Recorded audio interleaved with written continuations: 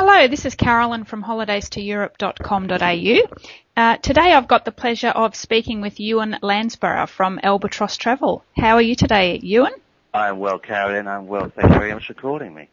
You're most welcome. Now, can you tell us briefly about Albatross Travel and how the company differs from some of the other coach tour companies that are out there? Yeah, certainly. We are an Australian company. We're based in Brisbane. The backbone of our business, starting about 15, 16 years ago, was doing groups, ad hoc one-off groups.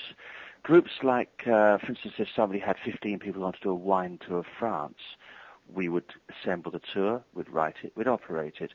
Or a group of school students going to a commemorative tour to Gallipoli, the Western Front. So we would do all sorts of one-off tours, from ghost hunter tours to murder tours to commemorative tours, literature tours. We do all that. Looking at the regular market, we also saw an opening because we saw that so many of the regular scheduled tours out of the coach touring, escorted coach touring programs in Europe, so many of them were very similar and very much aimed at the broad international market. And so we looked at it and thought we can do better. And so using our core group designing skills, we created a range of scheduled tours designed specifically for Australians and New Zealanders, different in that they have a more leisurely pace. They're not these mad commercial tours that go rushing around Europe. They have 2, 3, 4, 5-night stops. Our Christmas tours have 7-night stops. We even show in our brochure the number of kilometres per day, the average number, so people can see that there's much more time off the coach, sightseeing, and less time trapped on freeways. And the other difference also was Australians and New Zealanders don't feel comfortable with tipping. And so we made all of our tours genuinely inclusive. There are no hidden extras or options. They're not fully inclusive. They're very inclusive. And all that's predictable is included. And we even include end-of-tour tips. There's none of that embarrassment in the tour. So what you see is a very inclusive tour designed for Australians and New Zealanders. Oh, well, that's great. I know from past experience too that, tipping can make people feel quite embarrassed that they don't know what is an acceptable level. So to actually have that included and then not have to put your hand in your pocket at the end of it, at the end of the tour, would be something that many people would really appreciate. Absolutely, they don't like that pass the envelope around and the expectation, and then they worry whether they're going to be judged at the end. Oh, how much should I give? I like the person, but what's the correct level to tip? I know they say this, but should I? Or maybe I should do less. Well, I don't want to pay this. Or they don't like to be judged. They want to have it prepaid. Exactly. Now, have you been involved with Albatross since the very beginning? Yes, I have. Albatross Australia. Originally, I had a company called Free Time Europe. And Free Time Europe was me connecting with overseas operators for special groups. And Albatross in the UK, who had been around for about 10 years, was one of my suppliers. But over the time, they became my sole supplier because they had quick turnaround and had ideas. They had the support. So 16 years ago, we met up and decided that my company, Free Time Europe, would inject capital in, and we would change the name to Albatross Travel Group, and so I'm now a part owner. So I've been here, from the very beginning. They, over there in the UK, should we call them the mother office, they have over 70-odd staff, but the important thing is that they have always allowed me to act and operate totally autonomously. I don't have to. The direction of the company is for this country, not for them. Okay. That's the key. Yeah. And so you've really got Australians and New Zealanders at the heart of your operation, I guess, because they're your core market. Absolutely. We only market the programs in Australia and New Zealand. Occasionally we get, should we say, Americans or somebody on board who have found us on the web, but there's no outlets overseas. Like in Britain, they don't know anything about us in the British market. And nor need they, because our tours are different. They're designed differently. Unlike some of the major players who design it for the American market, whereby they dash across the Atlantic and they have 1 night, 2 night, 1 night, 2 night. They spend all their time on the coach, ticking places off, buying T-shirts and postcards and not knowing where they where they were yesterday. Yeah, exactly. You know, it's not the way to do it. It's crazy. Yeah.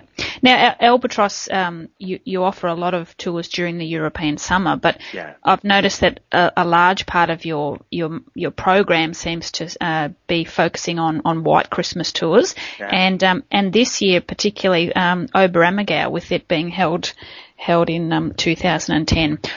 What can you tell us about some of these different tours?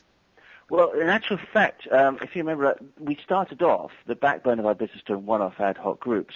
And the very first scheduled tours that members of the public can buy in individually, ones and twos, as opposed to being a whole group, the very first one was a Christmas tour. Because I looked at it, and there's Christmas markets, and that time of year is so delightful in Europe. And it just struck me that no one does Christmas tours. Mm-hmm. They don't do them. Oh, sure, there's summer tours run over winter, or there's winter tours, but no one does Christmas tours. So I created one, and it filled. So next year I created one, it filled again. So next year 2, 4. There's now 14 of them. And they are festive tours. The whole world in Europe, it's a different world. It's just so pretty with the snow-covered mountains. It's rather like the cartoon almost, with ice cream dumped on top of mountains and castles and things. And you visit monasteries or medieval villages with cobblestone squares, and the crowds. The only crowds you get are in the markets, and they're locals coming home from work. And there's that noise of brass bands and people just standing around having a nice mulled wine or whatever. And a lot of people start going, oh, I don't want to go to Europe at winter or Christmas time. It's not Siberia. If you go to Siberia, go somewhere else. You know, I was over there in January this year, and the snow had melted away on the Inn Valley through Austria, and I was in a t-shirt. Not for too long, mind you, but for a while. The weather can be absolutely divine. The tourist crowd's gone. Queues disappear. It's a great time to visit. And so our program has now built to 14 different Christmas and New Year tours, usually with 4, 5, or 7 nights in one place over Christmas. Yeah. Time to, as they say over there, to really get into what the Germans call the Gemütlichkeit, which is that basically a warm, fuzzy feeling. Yeah. That's what it means. Yeah, good. And are the Christmas tours family friendly? Very. All of our usual coach touring is not usually really family friendly. Sure. Our summer tours, some of them are. However, you should think twice for the sake of the kids. It's a question of how much time on the coach we're off. But when you get to Christmas tours, we have a variety of tours. It would all depend. For instance, we have one that goes through Bohemia, through to Prague and to Vienna and Český Krumlov.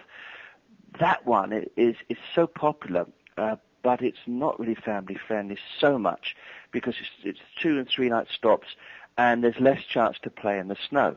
Mm-hmm. But then there's another one, for instance, the new one, Christmas in the Austrian Tyrol, which has a bit of touring beforehand through Salzburg and a bit of touring afterwards to the king's castles of Neuschwanstein. But in the middle is a whole week where you can go and play in the snow, and you literally walk outside your doorstep and you can build a snowman. And that's family friendly because you don't have to be on and off the coach every day. Yeah, that's right. And that one's in a delightful pension, guest house type place. The difference being it's really comfortable. There's about 20 rooms in the place, but there is no room service. There is no swimming pool. You have to ring a bell and someone comes to reception. They don't have a dining restaurant, but it's so pretty.